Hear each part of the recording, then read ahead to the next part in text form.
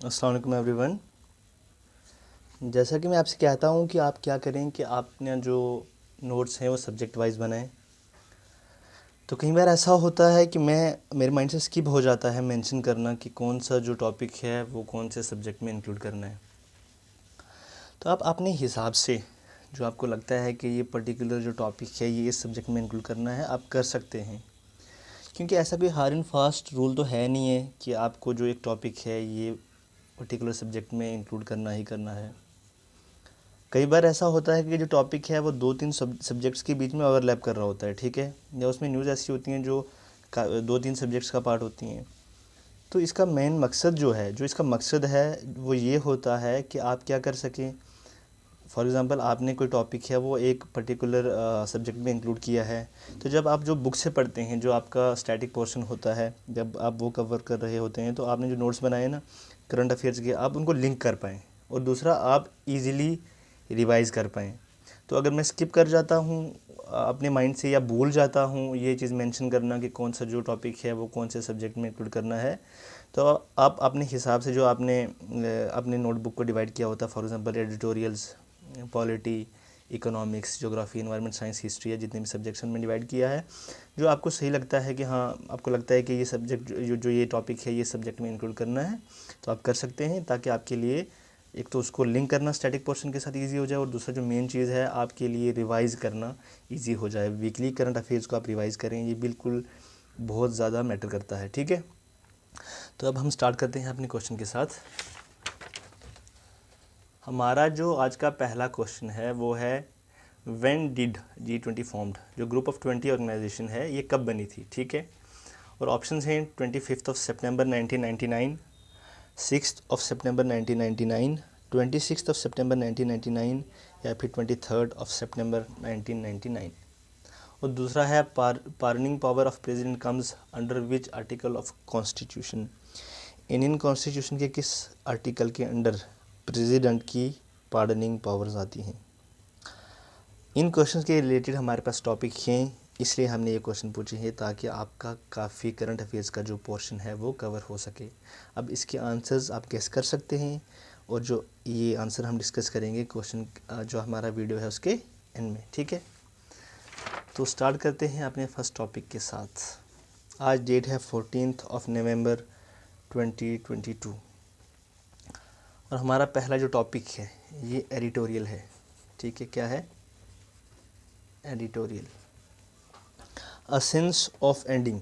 अब स्टोरी क्या है कि जो असैसिनेशन हुआ था हमारे former prime minister Rajiv Gandhi का मई 1991 में, ठीक है,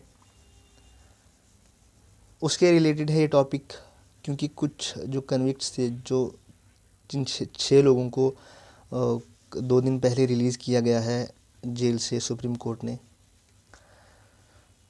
तो अब स्टोरी क्या है कि 1991 में, जब 1980s में क्या चल रहा था कि जो 2 ग्रुप्स हैं, एक जो मेजॉरिटी में ग्रुप है वो है सिन्हालीज़ श्रीलंका में जो 2 ग्रुप हैं मेन, एक तो है सिन्हालीज़ जो है मेजॉरिटी में, और जो माइनॉरिटी में हैं वो तमिल हिंदूज़ हैं, ठीक है, तमिल्स हैं, ठीक है। इनके बीच में टेंशन चल रहा था। तो यहाँ से जो इंडिया से राजीव गांधी ने 1980s में जब वो प्राइम मिनिस्टर थे तब उन्होंने यहाँ से जो फोर्सेस सेंड की थी कि हम एक मीडिएशन का काम कर सकें तमिल्स और सिन्हालीज़ के बीच में, लेकिन ऐसा हुआ नहीं, टेंशन ज़्यादा बढ़ गई। तो तमिल्स ने गुस्से में आके कि इनके फोर्सेस सेंड करने की वजह से हमारा काफ़ी नुकसान हुआ है, ठीक है। तो उन्होंने क्या किया, जो एक उनकी जो मिलिटेंट ऑर्गेनाइजेशन थी LTTE, ठीक है, LTTE liberation tiger of Tamil Ilam, ठीक है, उनकी लीडरशिप ने एक सुसाइड ऑपरेशन क्या किया कि सर अंजाम दिया। उन्होंने क्या किया कि प्लान किया एक असैसिनेशन। और एक औरत जो है, जब राजीव गांधी क्या कर रहे थे कि साउथ में अपना इलेक्शन कैंपेन कर रहे थे, उसके दौरान वो औरत आई तो एक सुसाइड बॉम्ब ब्लास्ट हुआ और वहाँ पे जो राहुल गांधी थे हमारे prime minister, farmer prime minister, उनकी डेथ हो गई। अब जो भी क्या होता है कि ऐसा अटैक होता है उसमें कुछ लोग डायरेक्टली इन्वॉल्व होते हैं और कुछ इनडायरेक्टली इन्वॉल्व होते हैं, ठीक है। अब जो लोग डायरेक्टली इन्वॉल्व हैं उनको तो ऑलरेडी पनिश कर दिया गया। कुछ लोगों का नाम इनडायरेक्टली भी आया, कई बार जानबूझ के कोई उस केस में फंस गया, कोई अनजाने में फंस गया। तो जो इनडायरेक्टली जो लोग इन्वॉल्व थे उनमें से बहुत सारे लोगों को डेथ सेंटेंस हुई, बहुत सारे लोगों को लाइफ सेंटेंस हुई। कुछ अर्सा पहले एक औरत को भी रिलीज़ किया गया जेल से। तो जो ये 6 लोगों को रिलीज़ किया गया है, बहुत सारी जो पॉलिटिकल पार्टीज़ हैं तमिलनाडु की, या जो साउथ इंडिया में जितनी पॉलिटिकल पार्टीज़ हैं, उन्होंने काफ़ी प्रेशराइज़ किया गवर्नमेंट को, सुप्रीम कोर्ट को, कि उनको रिलीज़ किया जाए जो लोग इनडायरेक्टली इन्वॉल्व थे या वो अनजाने में इन्वॉल्व हो गए अटैक में। तो जो सज़ा काट रहे हैं, उनकी फैमिली सफ़र कर रही हैं, तो उनको क्या कर दिया जाए, पार्डन कर दिया जाए। फिर क्या किया गया, पहले तो उनकी जो डेथ सेंटेंस थी उसको लाइफ सेंटेंस में चेंज कर दिया गया। उसके बाद उन्होंने गवर्नर से कहा। अब गवर्नर्स की जो पार्डनिंग पावर है उसको भी हम यहाँ पे डिस्कस करेंगे। एक अच्छा टॉपिक निकल के आता है इसमें से, जो फिर हम कंपेयर करेंगे जो प्रेसिडेंट की जो पार्डनिंग पावर हैं और जो गवर्नर की पार्डनिंग पावर हैं। तो गवर्नर ने तो कोई एक्शन नहीं लिया, लेकिन सुप्रीम कोर्ट ने कुछ अर्सा पहले, 1-2 दिन पहले, उन 6 जो कन्विक्ट्स थे उनको जेल से रिहा कर दिया, उनको रिलीज़ कर दिया। ठीक है, ये तो थी स्टोरी जो हुआ आज तक। अब यहाँ पे जो गवर्नर हैं उनकी पार्डनिंग पावर की बात आती है। गवर्नर की जो पार्डनिंग पावर है वो आती है आर्टिकल 161 के अंडर। अब हमने क्वेश्चन में दिया है प्रेसिडेंट की पार्डनिंग पावर, आपको गैस करना है कि वो कौन से आर्टिकल के अंदर आती है, लेकिन हम बाकी यहाँ पे डिस्कस करेंगे और कंपेयर करेंगे। ठीक है, जो प्रेसिडेंट और गवर्नर की जो पार्डनिंग पावर होती हैं, those powers include pardon, commutation, reprieve, remission और रिस्पाइट। ठीक है, पार्डन में क्या होता है कि जो प्रेसिडेंट हैं इंडिया के, वो किसी भी पनिशमेंट होती है, अगर वो डेथ सेंटेंस हो या लाइफ सेंटेंस हो या एक लॉन्ग टर्म जेल सेंटेंस हो, तो उसको क्या कर सकते हैं, बिल्कुल माफ़ कर सकते हैं। जो कन्विक्ट है उसको बिल्कुल जेल से रिलीज़ कर सकते हैं। ठीक है, उसका जो जितना भी जो उसकी सज़ा है वो माफ़ हो जाएगी। लेकिन जो गवर्नर हैं वो बाकी पनिशमेंट्स को तो पार्डन कर सकते हैं, लेकिन डेथ सेंटेंस को गवर्नर पार्डन नहीं कर सकते। ठीक है, पहला पॉइंट। दूसरा, कम्यूटेशन में जो सेंटेंस का नेचर है उसको चेंज किया जाता है। फॉर एग्जाम्पल, इसमें अगर लाइफ सेंटेंस है तो उसको कम करके कुछ सालों की इम्प्रिजनमेंट में तब्दील कर दिया जाता है, चेंज कर दिया जाता है। वो अगर डेथ सेंटेंस है तो फिर उसको चेंज करेंगे, तो सिर्फ प्रेजेंट करेंगे। अगर डेथ सेंटेंस के अलावा कुछ ऐसा है तो उसको गवर्नर भी कर सकते हैं। प्रेसिडेंट के पास तो ऑलरेडी पावर है, लेकिन गवर्नर भी कर सकते हैं। ठीक है, फिर रिप्रीव है, यहाँ पे नेचर चेंज नहीं किया जाता है। यहाँ पे फॉर एग्जांपल अगर 14 ईयर्स की जेल है तो उसको 12 ईयर्स या 10 ईयर्स में चेंज किया जाता है। लेकिन जैसे कम्यूटेशन में nature of the sentence change होता है, इसमें ऐसा नहीं होता। इसमें जो टर्म है सेंटेंस का सिर्फ वही चेंज होता है। फिर रिमिशन और रिस्पाइट है। रिमिशन में क्या होता है कि फॉर एग्जांपल कोई क्या करता है कि रिक्वेस्ट करता है अगर प्रेसिडेंट से या गवर्नर से कि हमारी जो सेंटेंस है उसको माफ़ कर दिया जाए, तो उतने टाइम के लिए क्या होता है कि उनकी जो सेंटेंस है, अगर डेथ सेंटेंस है तो अगर वो प्रेसिडेंट से रिक्वेस्ट करते हैं उस केस में, तो उतने टाइम के लिए उनकी जो सेंटेंस है उस पर स्टे लग जाता है। एक थोड़े से टाइम पीरियड के लिए स्टे लग जाता है, उसको रिमिशन कहा जाता है। जो रिस्पाइट है, रिस्पाइट में जो सेंटेंस है, ठीक है, या जो जेल का टर्म है उसको कम किया जाता है स्पेशल केसेस में। या तो कोई फिजिकली चैलेंज है या प्रेग्नेंट वुमेन है, तो उन केसेस में क्या होता है कि जो उनकी सज़ा है उसको कम किया जाता है। अगर कोई फिजिकल चैलेंज है या कोई प्रेग्नेंट वुमेन है या ऐसा कोई केस है, ठीक है, उसको कहा जाता है रिस्पाइट। जो गवर्नर की पार्डनिंग पावर है वो आर्टिकल 161 के अंडर आती हैं, और जो प्रेसिडेंट की पार्डनिंग पावर है वो हम लास्ट में जो क्वेश्चन के आंसर के साथ डिस्कस करेंगे। ठीक है, उसके बाद जो नेक्स्ट टॉपिक है वो है G20 समिट 2020। इसके बारे में हमने काफ़ी डिस्कस किया है। आज फिर अब कल ये मीटिंग होने जा रही है, तो इस पर थोड़ा बहुत हम एक नज़र डाल लेते हैं। मैंने आपको कहा था कि G20 एक इंटरनेशनल, एक इंटर गवर्नमेंटल ऑर्गेनाइजेशन है, जिसका जो मेन फोकस है वो है global economic stability and sustainable growth. ठीक है, global economic stability and sustainable growth. ठीक है, इसमें 19 कंट्रीज़ हैं प्लस यूरोपियन यूनियंस, मतलब टोटल 20। ठीक है, इसलिए इसको ग्रुप ऑफ 20 कहा जाता है। ठीक है, जितनी भी कंट्रीज़ हैं, ठीक है, इनमें जो प्रेसिडेंटशिप है, प्रेसिडेंटशिप की टर्न आती है। फॉर एग्ज़ाम्पल अभी जो प्रेसिडेंटशिप है वो है इंडोनेशिया के पास। 31 दिसंबर 2022 के बाद ये प्रेसिडेंटशिप आ जाएगी इंडिया के पास। ठीक है, इंडिया के पास।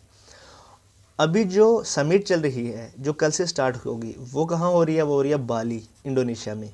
ठीक है, जो नेक्स्ट समिट होगी G20 की, जो समिट होगी जो 2023 में, वो कहाँ होगी? वो होगी इंडिया में। वो कहाँ होगी? इंडिया में। और जो समिट 2024 में होगी वो होगी ब्राज़ील में। ठीक है, वो ब्राज़ील में होगी। अगले साल इंडिया में होगी और इंडिया ही प्रेसिडेंटशिप जो है अपहेल्ड करेगा किसकी? G20 की। ठीक है, इतना था इस बारे में। अब नेक्स्ट जो कल मीटिंग होगी इसमें जो नए डेवलपमेंट्स आएंगे वो हम यहाँ पे डिस्कस करेंगे। हमारा नेक्स्ट टॉपिक है why has France ended its military operations in Sahel. Sahel region है जो अफ्रीका कॉन्टिनेंट का। ठीक है, इसमें जो पर्टिकुलरली वो माली रीजन की बात की जा रही है, वो माली कंट्री है उसकी बात की जा रही है, जो उसमें नॉर्दर्न माली रीजन है। ठीक है, अब आप देखते हैं, आपने काफ़ी टाइम से देखा होगा, ठीक है, न्यूज़ में सुनते होंगे कि जो जितनी भी ये वेस्टर्न कंट्रीज़ हैं, ठीक है, US UK फ्रांस, जितनी भी ये यूरोपियन कंट्रीज़ हैं, या जितनी अब USA हो गया, ठीक है, या जितनी भी नाटो मेंबर कंट्रीज़ हैं, ये क्या करते हैं कि हमेशा कहते हैं कि हमने ना जो अफ्रीकन कंट्रीज़ हैं या एशिया में ऐसे कुछ कंट्रीज़ हैं उनमें क्या करना है, हम टेररिज्म ख़त्म करने के लिए अपनी आर्मी भेज रहे हैं। अब एक तो इनके इंटेंशंस क्लियर लगते नहीं हैं, क्योंकि अब इनको टेररिज्म ख़त्म करना है सिर्फ जो रिसोर्स रिच कंट्रीज़ हैं। ठीक है, और जो इनकी इंटेंशन की जो ये बताते हैं कि हमारी इंटेंशन है वहाँ से टेररिज्म को ख़त्म करना, तो वो जो रिजल्ट्स हैं ना वो दिखते नहीं है। फॉर एग्जांपल आप देख सकते हैं वियतनाम में क्या हुआ। ठीक है, एक वॉर का सिचुएशन बन गया US के साथ। फिर अफ़गानिस्तान में क्या हुआ। अभी क्या हुआ है कि फ्रांस ने एक ऑपरेशन स्टार्ट किया था, किस नाम से? ऑपरेशन सर्वल के नाम से। जो एक्सट्रीमिस्ट ग्रुप था अलकायदा, जो टेररिस्ट ग्रुप है अलकायदा, ताकि उनका नॉर्दर्न माली में जो उन्होंने कंट्रोल पूरा डोमिनेंसी बना के रखा है उसको ख़त्म करना है। ठीक है, ये इन्होंने स्टार्ट किया ऑपरेशन जनवरी 2013 में, ऑपरेशन सर्विल के नाम से। फिर क्या हुआ, इन्होंने 2014 में कहा कि नहीं, इसको हम लार्जर स्केल पे करेंगे। अब हमारा जो एम है वो एक मतलब सिर्फ अलकायदा का डोमिनेंस ख़त्म करना नहीं, अब ये एक वाइडर रीजन पे क्या है, काउंटर टेररिज्म ऑपरेशन है। और इसका नाम चेंज कर दिया गया 2014 में, क्या रखा गया? ऑपरेशन बुरखानी। ऑपरेशन बुरखानी कब स्टार्ट हो गया? 2014 में। ठीक है, इन्होंने अपने क्या बताए एम्स कि first is to liberate Mali from insurgency in north. ये तो हो गया कि नॉर्दर्न माली में हम जो ये इंसर्जेंसी है अलकायदा की या जितने भी टेररिस्ट ग्रुप हैं इनकी, इसको ख़त्म करेंगे। दूसरा क्या है, second to see counter terrorism operation in West Africa. West Africa में हम क्या करेंगे कि काउंटर टेररिज्म ऑपरेशंस करेंगे, एकदम टेररिज्म को ख़त्म कर देंगे। ठीक है, अब हम पहले आपको बताते हैं, ये है अफ्रीका, ये अफ्रीकन कॉन्टिनेंट है। ये वेस्ट अफ्रीका में जो माली है, ये माली है, ठीक है, ये कंट्री है। और ये जो रीजन है नॉर्दर्न रीजन, इसकी बात हो रही है। ठीक है, अब क्या हुआ है कि जो इनके इंटेंशंस थे उस पर सवाल उठने लगे, ये एक फेलियर साबित हुआ। ठीक है, एंटी फ्रेंच सेंटिमेंट्स उठे, मतलब इसकी वजह से क्या हुआ कि एंटी फ्रेंच सेंटिमेंट्स लोगों में स्टार्ट हो गए। ठीक है, दूसरा सवाल उठा किस चीज़ पे, कि जो फ्रांस की इंटेंशन क्या है। ठीक है, इस चीज़ को लेके, इस सब को लेके जब ये सब हंगामा हो, उसके बाद क्या हुआ कि 9 नवंबर को जो ऑपरेशन बुरखा ने स्टार्ट किया था 2014 में, वो एंड हो गया कब? 9 नवंबर 2022 को। जो अपनी आर्मी है, जो फोर्सेस हैं, उनको फ्रांस ने क्या किया? विदड्रॉ कर लिया माली से। ठीक है, तो ये था ऑपरेशन साहिल और ऑपरेशन बुरखानी के बारे में, जो एंड हो गया कब? 9 नवंबर 2022 को। ठीक है, इस पे इंपॉर्टेंट क्वेश्चंस बन सकते हैं, आप इसको क्या है आप नोट्स में इंक्लूड करें और रिवाइज करें अच्छे से। ठीक है, अब हम अपने आंसर्स डिस्कस करते हैं कि G20 कब फॉर्म हुआ। ये फॉर्म हुआ 26 सितंबर 1999 को। ठीक है, और जो प्रेसिडेंट की पार्डनिंग पावर हैं, जो हमने ऑलरेडी फर्स्ट अपने एडिटोरियल में डिस्कस की हैं, that those pardoning power of the president comes under article 72 of the Indian constitution. ठीक है, आज के लिए इतना ही। आप क्या करें, हमारा जो टेलीग्राम चैनल है उसको ज्वाइन करें। आप जाके सर्च कर सकते हैं लेट्स राइज, हमारा टेलीग्राम चैनल ज्वाइन करें ताकि आपको जो PDF है वहाँ से मिल सकें, आप इजीली अपने नोट्स बना सकें। Thank you so much, take care.